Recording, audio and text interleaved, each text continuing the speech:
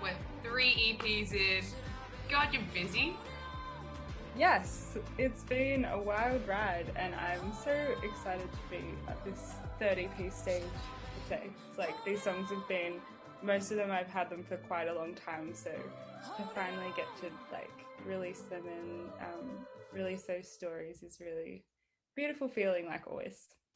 Yeah, I agree. So, like, when I was looking at the track list for this, you've got some that you've written with Chris Collins, who's your go-to sort of producer, Byron based, but then you've got like Some Kind of Love is with a British producer or songwriter.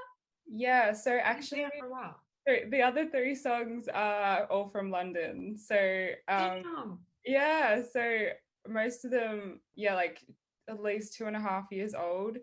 And yeah, with three different groups of people. Mm-hmm. So there was, yeah, so Some Kind of Love was with Kieran, and then I did Lover Be Brave with Nick Atkinson and Ed Holloway, and then Wild Lights with Ed Harcourt.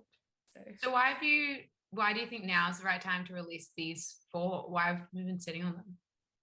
I think that I definitely came to this realization with these songs because I mean I've definitely got a massive backlog of songs that I've written over the past few years, and I think it was really beautiful and interesting in like delving back through these songs because I somehow created a like they created a wider meaning within me now than I feel like even when I first wrote them.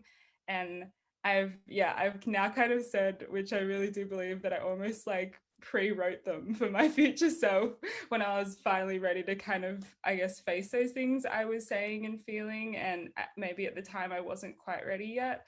So it's been a really nice kind of journey through that again, and seeing where I am now as opposed to where I was when I wrote them. And yeah, I think now is really the time as I'm feeling more like whole within myself, I guess, and confident in who I am, that I can share that with everyone else.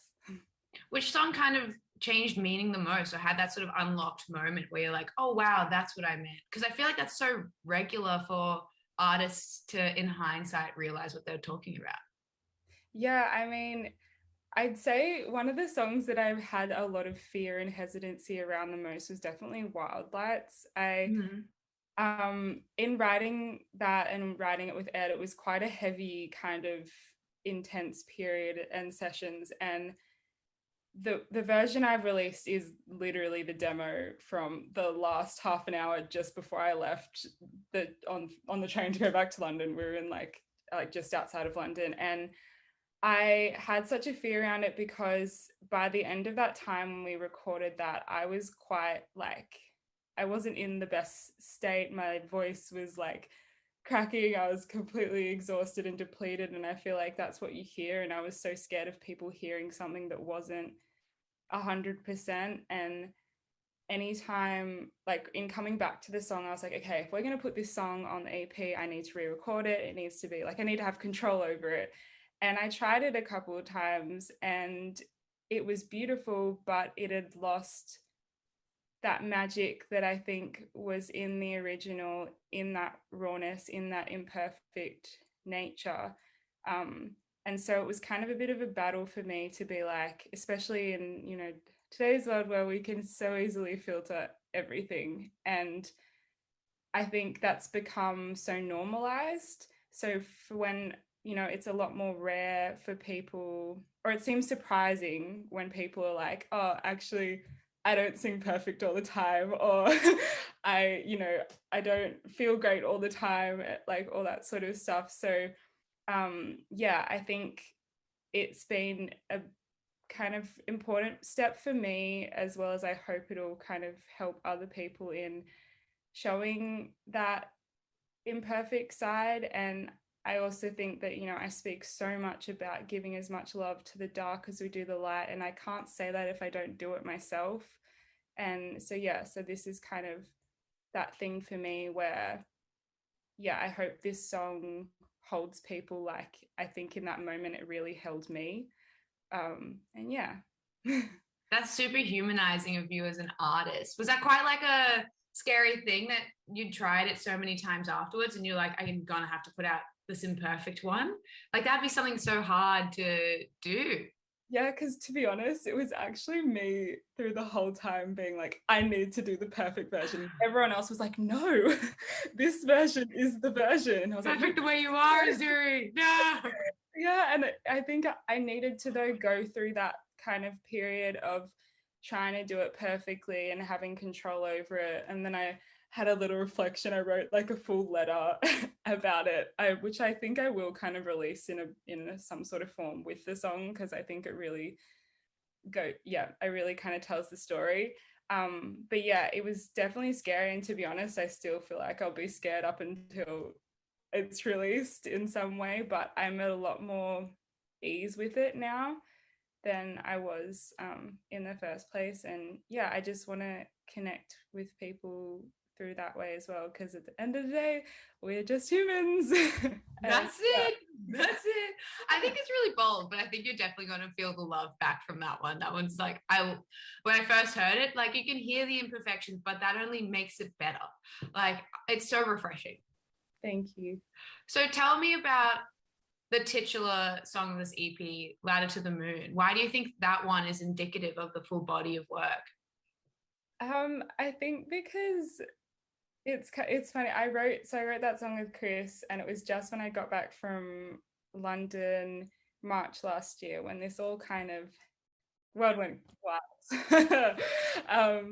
And I was kind of writing about like the original idea came to me where I was literally like sitting at my window and I was looking outside and I was thinking like, you know, we're technically stuck in these four walls, but just because my physical body's here doesn't mean I have to be mentally. And I was kind of looking out and I was like, oh, I wonder if I was like in the sky right now, or like things like that. And I think that's such an important thing for people to realize, the power of our mind, I guess, in you can be, even if you're stuck inside doesn't mean you have to be there mentally. And yeah, it's kind of this overarching feeling of reaching beyond what you think, I guess, is possible, and realizing that the limitations are generally ones we put on ourselves, whether that in love, relationships, how you see or view yourself, like anything. I think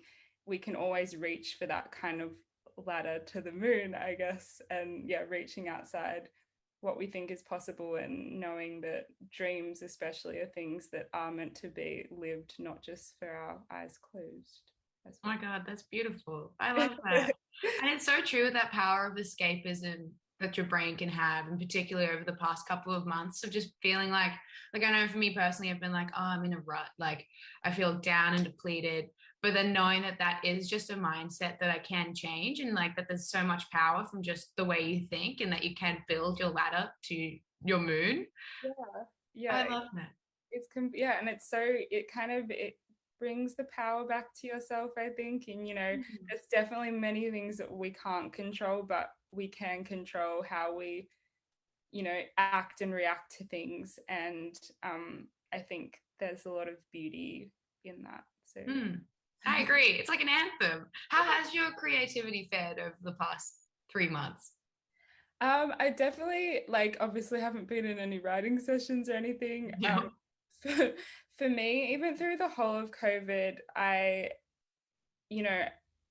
lot of people or some artists and stuff have definitely been able to jump on the Zoom sessions and things like that. For me, I found that quite difficult. I'm just someone that's really needs to be in the room with someone. I need that physical presence and energy, because I just feel like even though we're so lucky to even have this, there's something about, there's like a magic in being together, and there's almost still this barrier that you can't quite get through the screen, what I felt for me personally. So I've been definitely every day, most days, I'm writing stuff down and singing things into my phone, but in terms of full proper sessions, I've only had kind of a few scattered throughout this whole time. So I'm really excited to kind of start getting back into that, because I feel like there's a lot I want to keep exploring and obviously sharing. So yeah, I definitely think it's been a good time though for me to, as I said, kind of go through that journey with myself. So, now I have stuff to say. You're just preparing for when you can really hit the ground running, you know? Yeah, And yeah. also for you as an artist, you've only ever kind of been releasing through COVID.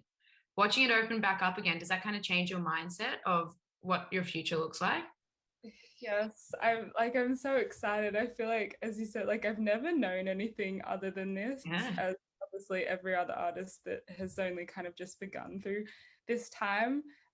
So it's just like a lot of excitement, and I'm just so ready. I'm so ready to like have again those like face-to-face connections. I haven't really, because everything's been so, I guess, virtual. Like bar like those few shows I was so lucky to have at the end of last year, like I just want to see people. I want to hug them and hold their hands and sing to them, and like I can't wait to experience those things, because there's nothing more incredible than that. That's why we're here, all those connections. That is literally the meaning of life. It's just human connection, right? Yes.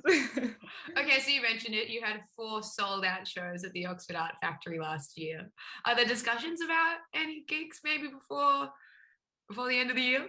um, I'm not 100% sure on that right now. There's obviously this EP's about to come out in, oh, wow. I just looked at the calendar. I was like, oh, it's actually really soon. 10 days? It's like, when is it? Yeah, almost 10 days. I know, how crazy is that? So Jeez. yeah, so 29th of October that'll come out, and so everything's just kind of gearing around that. I've had a lot of exciting things like the Spotify Equal campaign that I'm so grateful to have been, I guess, chosen to be a part of for October. That was like a beautiful moment as well, obviously, for women in music, and women in general in the world. Like, it's crazy how far we have not progressed as a society, with kind of equality with women. So to have like platforms like this and campaigns like this that are solely for that purpose of lifting and amplifying our voices and our dreams is so special. So so that's been an amazing thing to be doing.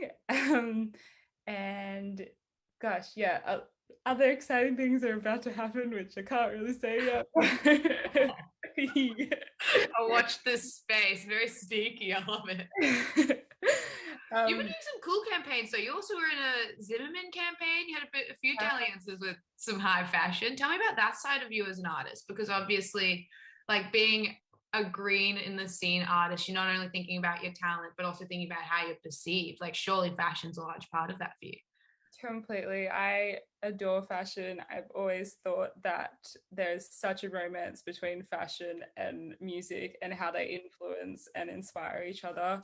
And so I definitely, it's important to me to kind of have a presence in that space as well, because just as music, I really do believe and see it as another form of expression of who you are and yourself, and being comfortable in celebrating that. So with the Zimmerman campaign, that was like kind of my first step into that world of things, and it was so incredible to be a part of. It was me and 3 other artists, and just like recording that, and the fact that they really wanted to celebrate young Australian artists. It was really incredible and exciting, and yeah. We want more of it. Yes, fingers crossed. What would be like your dream collaboration? My dream collaboration. Yeah. Not musically, but like maybe brand wise. Oh, see, I'm like a sucker. My Dior is like my absolute Oh yeah. dream of a of a creative brand, and yeah, that would probably be my ultimate thing. Then YSL as well. Love YSL. I love that. Okay, so pre-COVID, you were jet setting, you were living in London, you're going to Nashville, Los Angeles, coming back here again. What's the plans now that travel's opening up? The plan is that I will be heading back to London, Mm-hmm. hopefully in November as soon as possible. Which I feel like my heart's been ready for that for quite a while. So, I'm so freaking grateful for everything that I've been able to do here. And I know without a doubt that I wouldn't have if I hadn't been here. And it's been really special to have so many beautiful experiences in my home. But yeah, I'm definitely ready to get back over there and really just be present there and start creating again there and connecting with as many people as possible. And I feel so strongly that that is for me over there, that yeah, I'm very ready. Oh, I can't wait. Azuri, congratulations on this next chapter, and I really can't wait for the world to hear it. Thank you, T. You're so beautiful and special as always.